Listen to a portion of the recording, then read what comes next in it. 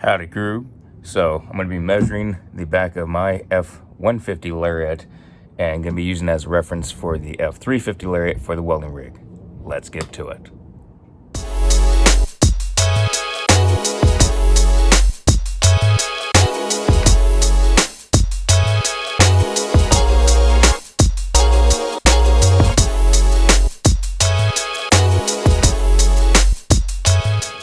Alright, so we're going to go ahead and open this up.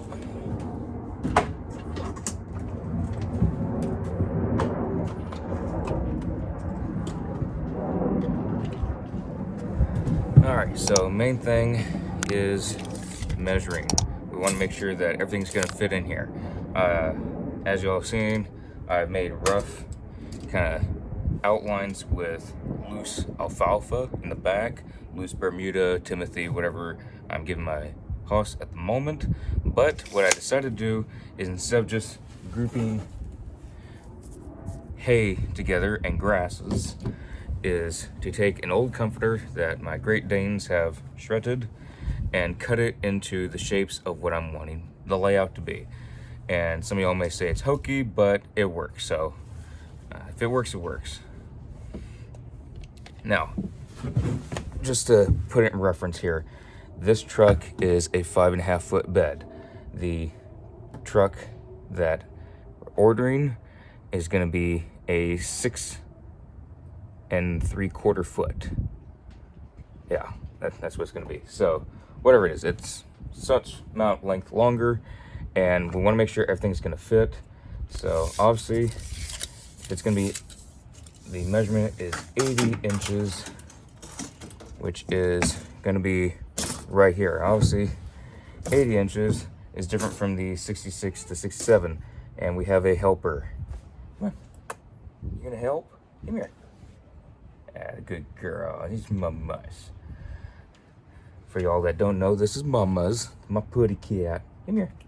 Come here. Yeah, come here, Mama. Over here. There we go. Say howdy, howdy. Can you say howdy, howdy? Yeah. All right. So this has been fun because I've been trying to measure this before, and Mama's here always gets in the way, but that's fine. It's a welding rig cat. So the dimensions here, I'm going to show off. Main thing that deciding on was measuring for the Bobcat, but as we know now, deciding on the Trailblazer Air Pack. Measurements for the Trailblazer Air Pack are 21 inches wide by 52 inches long.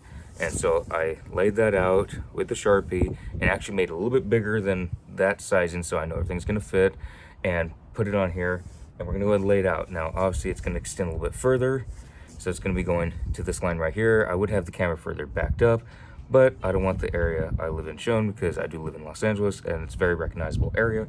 So that's why I'm not showing it. LA is very recognizable. All right, are you going to move? Are you going to move out of the way? Come on. Come on. Here we go.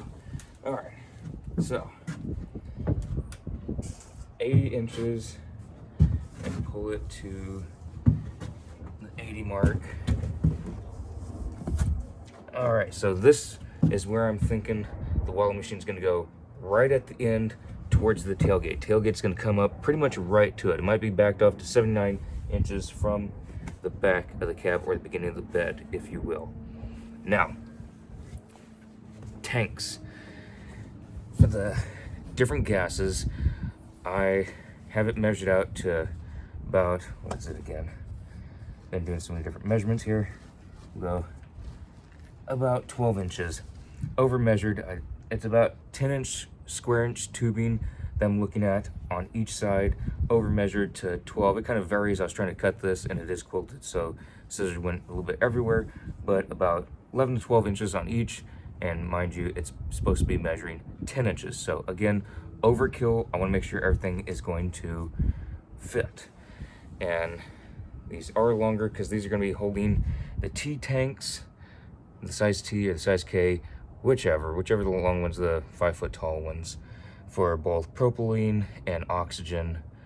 And then I forgot which one I was deciding on as of the moment, because it can be variable as to what's going to be on top of them, the argon and CO2.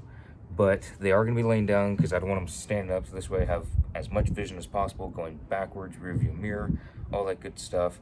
And it's easier to load in and out because there's going to be 4 tanks, 2 on each side, the size T on each side, and then whichever one's on top. So I'm gonna get these laid out.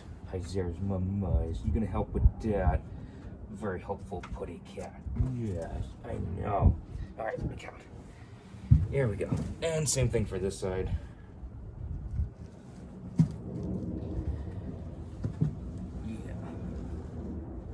Okay, so this is what it's going to be looking like.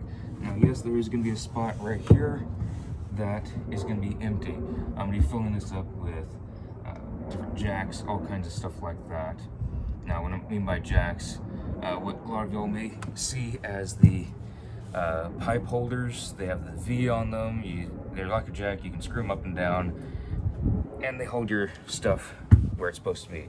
Now, yes, there's gonna be a ladder rack over all this, and then gonna have toolboxes on both sides. I know you all can't see that, but up on the top side, the railing of both sides, there's gonna be toolboxes. Still working on figuring out which one of those. I think weather guard is out of the picture at the moment because they're too small, but this is kind of what the layout is gonna look like. I'll get out of the way here. So about this is what I'm looking at. So about 80 inches is to right here. Everything we backed off a little bit, and yeah, so that's what's going to be left up there. It's about 26 inches on the back of where the welding machine's going to be. So again, I'm going to have stuff stacked in there and chained down. So I'm just looking at where everything's going. This is pretty much finalized. I've been going over this a lot, and yeah, it's just been a lot of trying to figure out where things are going to go, where things are going to be, and lots of help from Mama's here. She's been very helpful of getting in the way and standing on different templates and laying on them when I'm trying to move them, but that's what putty cats are for. So this is the welding rig cat. Yeah. And that's pretty much how things are looking at the moment. Get the tail all the way there. So this is, again, where everything is generalized. I've been doing a lot of, don't knock over the camera, silly. This is where everything's been looking pretty good. I've been doing all kinds of templates. These are pretty much finalized. And yeah, no more alfalfa, Bermuda, and Timothy trying to outline things. This is where everything's gonna look. Obviously, I do want things up against the sides of weld machines, but I also want it to be able to cool down. The air intake is gonna be over here. Do not scratch my hand. And where it's gonna flow out is the back. So the intake is over here and outflow is over here. And also the top inflow is also at the front. Now also the tailgate will be down during operations. And so that way leads can be plugged in, but it's gonna be right up against the tailgate, so that way the LCD screen is not as likely to be damaged, because we do have stuff like that happening in Los Angeles. I don't want stuff like that happening. I have seen the videos on Miller's YouTube channel that they've replaced the screen. It's about so big, and it's actually quite easy to replace, but again, I'd rather not go through the insurance or the money to just have to replace it because some punk wants to smash it. So the tailgate will be up and hopefully cover the screen. It shouldn't be terribly tall. I think it's 27 inches tall, not counting higher. 27 inches tall. So I'm gonna have to back off quite a bit. It's kind of tall, and then 31 for the exhaust. So y'all can't even see that, but it is gonna be over the top rails, but not over the boxes that are gonna be on both sides. So again, this is what it's looking like without me trampling over everything. There's gonna be a little bit of room on each side. So I already have ideas for pipe clamps on both sides to hold things together. Obviously not for pipes too much, but just pipe clamps themselves, because they can hold things together and they're metal and they're not gonna burn away. And yeah, that's how things are looking. So hope you all enjoyed. I'm still considering different things. This one is still giving me plenty of inputs, and she's moving around templates for me, as you all can see, and helping me out with that. So that's today's video. Hope you all enjoyed.